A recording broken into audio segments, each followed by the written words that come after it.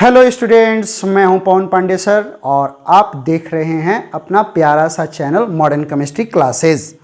आज हम लोग राउल्ट के नियम के आधार पर कुछ अदर्स न्यूमेरिकल्स बनाएंगे, जैसा कि पिछली क्लासेस में भी हम लोगों ने कुछ न्यूमेरिकल्स बनाए थे। इस कड़ी में आप पहले प्रश्न को देखिए। पहले प्रश्न का हल हम लोग कैसे करेंगे, तो आपको हल करने से पहले नियम पता होना चाहिए कि न्यूमेरिकल कैसे बनते हैं। नियम ये है कि जो भी न्यूमेरिकल आपको बनाना है उसको ध्यानपूर्वक देखिए, पढ़िए, क्या क्या दिया है उसको निकालिए और जो निकालना है उसका फॉर्मूला लिखिए। ठीक है, तो उसका फॉर्मूला लिखने के बाद उसका कैलकुलेशन कीजिए। तो आप देख सकते हैं यहाँ पे क्या बोल रहा है, 18 ग्राम ग्लूकोज को 178.2 ग्राम जल में मिलाया जाता है। यानी 18 ग्राम ग्लूकोज है और 178.2 ग्राम जल में मिलाया गया है। तो इस विलयन का वाष्प दाब ज्ञात करना है, मतलब पी टोटल ज्ञात करना है आपको। ठीक है, पी टोटल ज्ञात करना है विलयन का। तो ध्यान रखिए, जल तो वाष्पशील है, ग्लूकोज क्या है, अवाष्पशील है। तो ऐसे विलयन का जो वाष्प दाब होगा केवल जल के कारण होगा। तो यहां से जो भी ग्लूकोज का वाष्प दाब आएगा हल्का फुल्का, उसको जल के वाष्प दाब में से घटा देना है। तो यहां पे आपको जल का वाष्प दाब दे दिया गया है, शुद्ध जल का वाष्प दाब आपको मिल चुका है। क्लियर? तो गौर कीजिए, सबसे पहले आप देखिए क्या दिया गया है आपको। P0H2O बराबर दिया गया है 760 टॉर। टॉर में ही कैलकुलेशन करने के लिए बोल रहा है। अब आपको एकदम आराम से चलना है ग्लूकोज के लिए। ये वाष्प दाब का कैलकुलेशन करना है तो मोल अंश की भी जरूरत पड़ेगी। मोल अंश में आपको मोल निकालना पड़ेगा। मोल निकालोगे तभी ना मोल अंश निकलेगा। और मोल अंश निकालने के लिए आपको प्रत्येक अवयव का मोल पता होना चाहिए, यानी जल का और ग्लूकोज का। तो ग्लूकोज का फॉर्मूला क्या होता है आपको पता है ना, C6H12O6 के लिए। इसके लिए अगर आप जाते हो तो जो मास है वो 18 ग्राम है और मॉलिक्यूलर मास क्या है आपका 180 ग्राम। कैलकुलेट करना है आपको। कार्बन 12 छक्के 72, हाइड्रोजन 12 एकम 12, 72 और 12 ऐड कर दो, प्लस 16 छक्के 96, 72 12 96, टोटल जोड़ोगे 180। तो यहाँ मोल की संख्या n बराबर गिवन मास बटा में मॉलिक्यूलर मास बराबर 18 बटा में 180 बराबर अगर कैलकुलेट करोगे तो 0.1 आ जाएगा। ठीक है, तो ग्लूकोज का मोल आपको पता चल गया 0.1।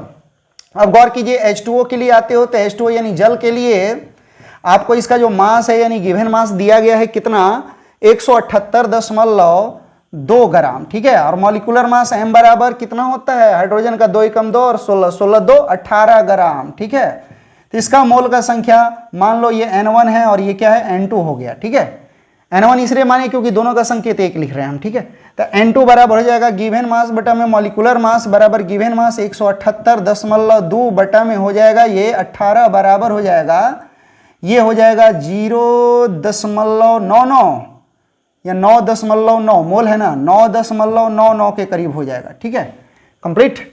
अब देयरफॉर कुल मोल बराबर क्या होगा, तो कुल मोल बराबर हो जाएगा, दोनों को जोड़ दो, कुल मोल बराबर N1 प्लस N2 बराबर 0.1 प्लस 9.9 बराबर कितना हो जाएगा 10। देयरफॉर यदि आपको ग्लूकोज का मोल अंश निकालना है तो एक्स ग्लूकोज मतलब जीटा ग्लूकोज C6H12O6 बराबर जिसका मोल अंश निकालना होता है उसका मोल ऊपर और टोटल मोल नीचे। ऐसा रूल तो आपको याद है? नहीं याद है? चलो ठीक है, इसकी जरूरत भी नहीं है, कोई बात नहीं है, छोड़ो।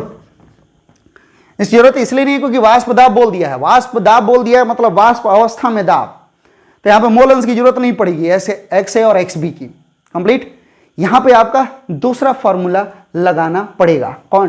तो डाल्टन के आंशिक दाब के नियम से, चूंकि आपको पता है, चूंकि डाल्टन के पिछले लेक्चर में आपको बताया भी गया था, डाल्टन के आंशिक दाब नियम से, डाल्टन के आंशिक दाब नियम से यदि आप आते हैं तो दाब नियम से आपको मिला था पी ए, जिसका भी आपको निकालना है तो पी ग्लूकोज निकालना है आपको, तो पी ए बराबर मिलता था एक्स ए into P total. Complete.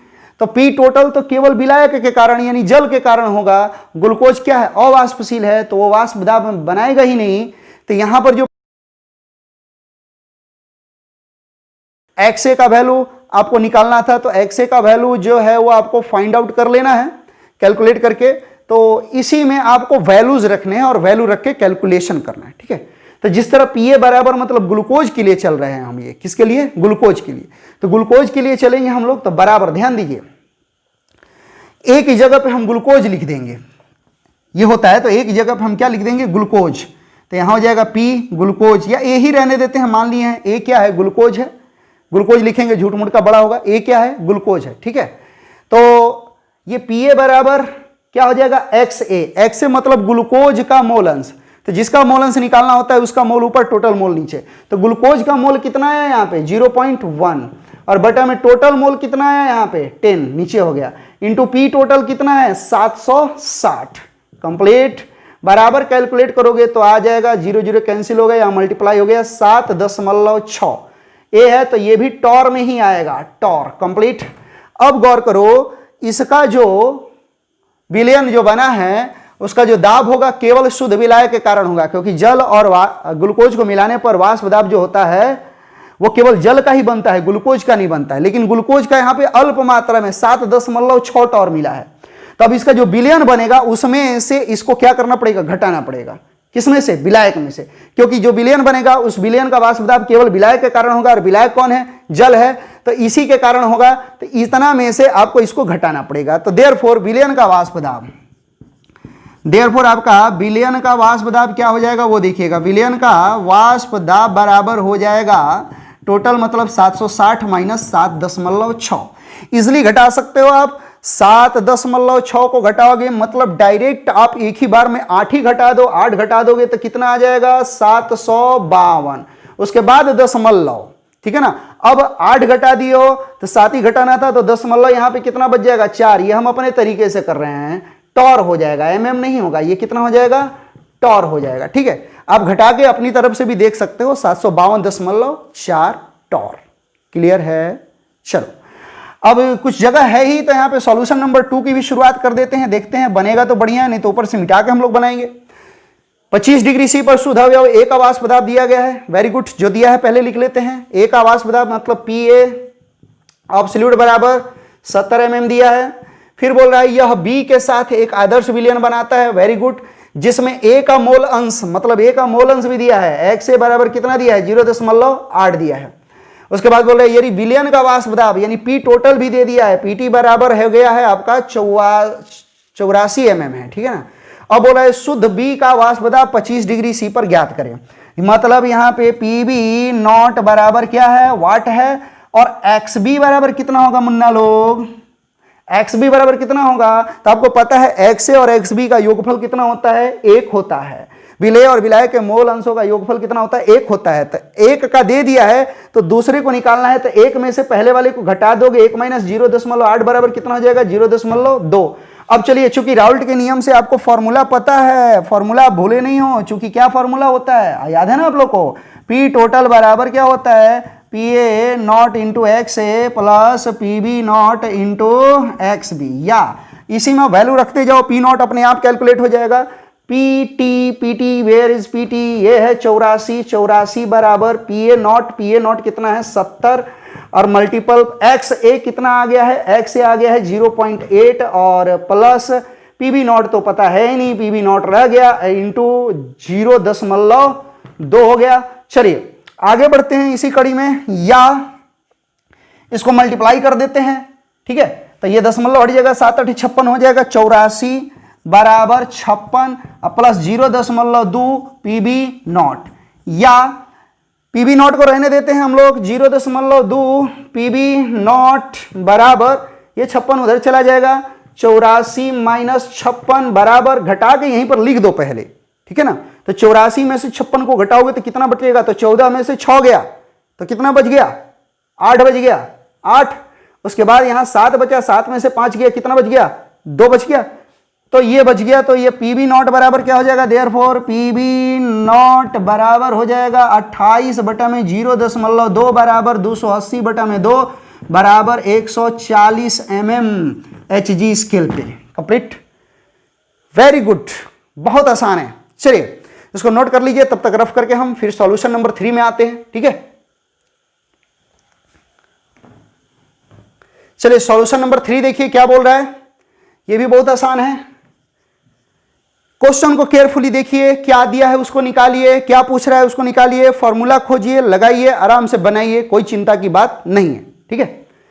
40 degree C पर शुद्ध द्रव बेंजीन और टॉल्यूइन का वाष्प दाब क्रमशः, शुद्ध द्रव यानी आपको क्या दिया है, गौर कीजिएगा, पी नॉट बेंजीन मतलब C6H6 बराबर दिया है 160 mm और पी नॉट टॉल्विन मतलब C6H5CH3 बराबर दिया है 60 mm।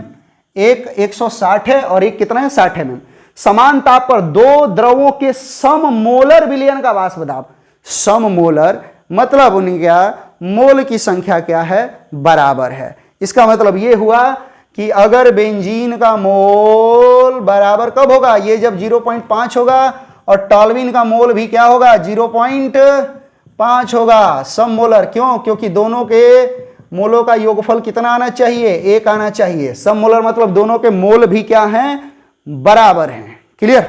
तब दोनों का मोल अंश निकाल लो। तो देयरफॉर XC6H6 बराबर, जिसका मोल अंश निकालना है उसका मोल ऊपर और टोटल मोल नीचे रख दोगे, मतलब ये दोनों ऐड कर दोगे तो कितना आ जाएगा 1 बराबर 0.5 ही रह जाएगा। उसी तरह अगर निकालोगे X टॉल्विन C6H5CH3 तो इसका मोल ऊपर मतलब 0.5 और बटे में टोटल नीचे, मतलब दोनों को ऐड कर दोगे तो ये हो जाएगा 1 बराबर 0.5 ही रह गया, कोई डाउट की बात नहीं है।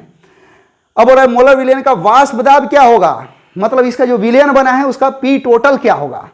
तो पी टोटल बराबर फॉर्मूला आपको पता है ही, क्या होगा PA not XA plus PB not XB complete है। तो बराबर यहां मान लीजिए कि A की जगह पे बेंजीन है और B की जगह पे कौन है, टॉल्विन है।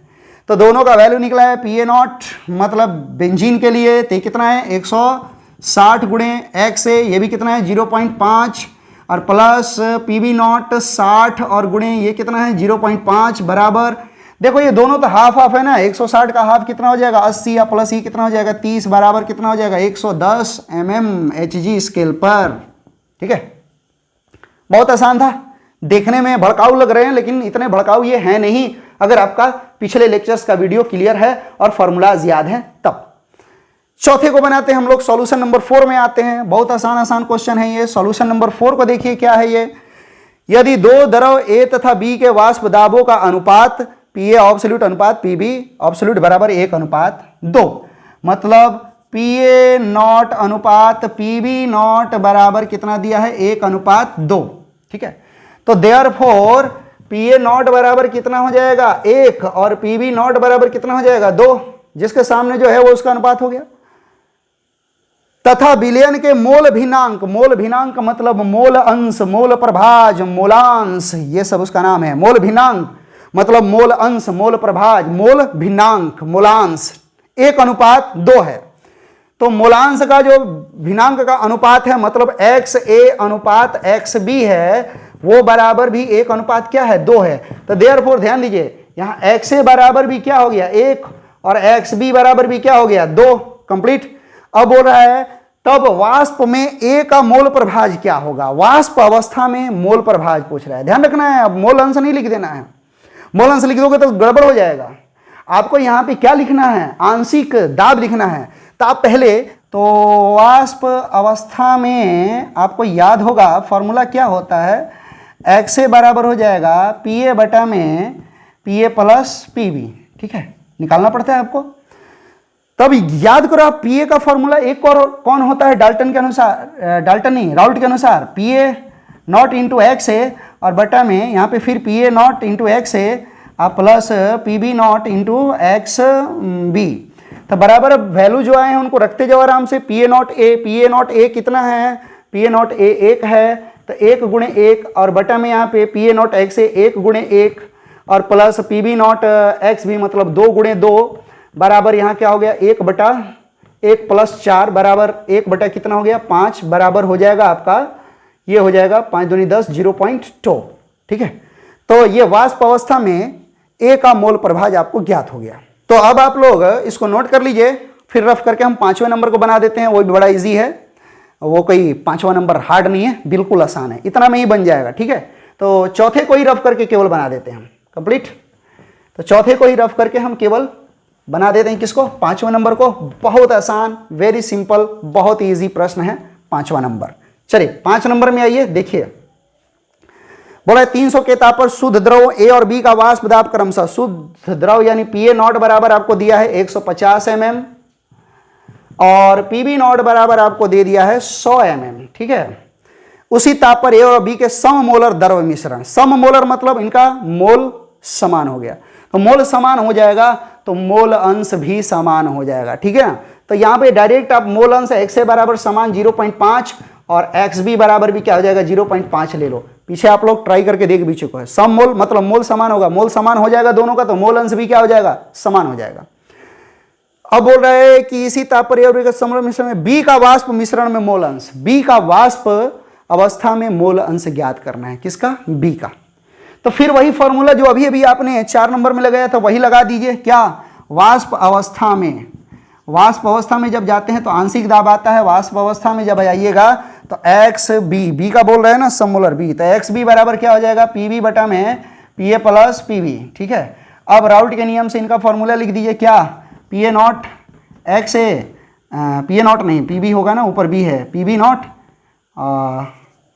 बी और बटा में ये हो जाएगा P A nought X A plus P B nought X B, ठीक है। बराबर वैल्यू रखिए, पी बी नॉट कहाँ है, यहाँ है 100 गुणे एक्स बी 0.5 और बटा में यहाँ भी 150 और गुणे 0.5 और प्लस ये हो जाएगा 100 गुणे 0.5, ये तो आधा आधा हो जाएगा ना, बराबर 50 बटा में यहाँ भी क्या हो जाएगा 75 प्लस यहाँ नीचे क्या हो जाएगा 50 बराबर 50 बटा में 125 बराबर 25 से कटा भी सकते हो, 2 बटा में कितना आ जाएगा 5 बराबर 0.4, ठीक है 0.4, दैट इज योर आंसर। तो बहुत इजी सवाल से, इतने आसान सवाल आपको कहीं नहीं मिलेंगे, ऑब्जेक्टिव टाइप में अधिकांशतः आते हैं। तो फिर अगले क्लास में हम लोग अब राउल्ट के नियम के दूसरे भाग को पढ़ेंगे।